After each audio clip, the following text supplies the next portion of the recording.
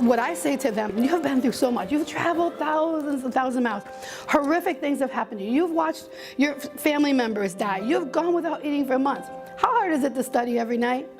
And they're like, you're right, miss. I said, you need to study, you need to read every night. 1, 2, 3, 4, 5, 6, 7, 8, 9.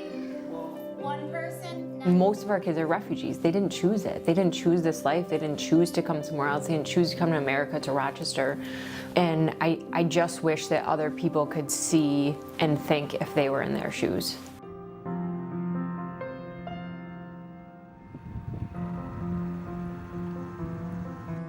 I'm looking forward to be either like a police officer or a pharmacist.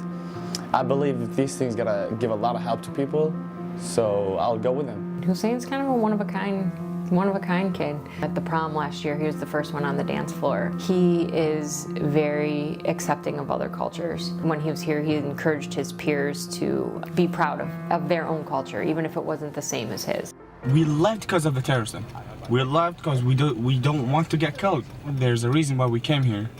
And there's a reason why we have to be here and continue, because we have to, get our education and get our job and, pay it back to the country that gave you a lot of help at first, right?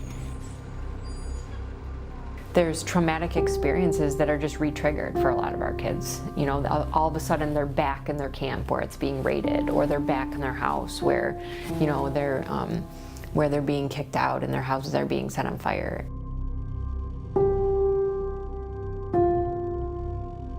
We had probably about 250 kids out there. What we didn't know was that it was the local air show at the airport. And our students are all out there, and all of a sudden 3 jets just flew really low over the field, and most of our kids just dropped to the ground. And they covered their heads. And we realized that they thought that they were being bombed.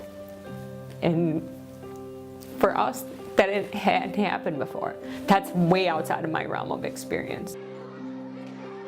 But they still come. They still come to school. I think that it's because they've been through so much that their perseverance is at a much higher level than ours. Their resiliency is like, we get knocked down, we might stay now. They get right back up.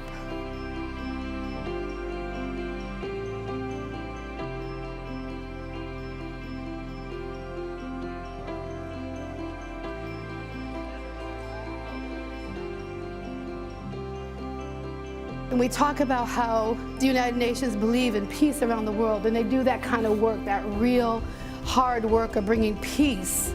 And it starts with us here. 1, 2, 1, 2, 3, 4. Monday. I wish the world could be like I used to be in the school, how things going, how respectful and, honored each other, how we were family and playing and do all these things together. We're all from different culture, we all have different, nationality, but we're the same, It doesn't matter where you came from, what language you speak, what color you are, you're a human being, You gotta show respect and be respectful for whoever you are, and you gotta respect others.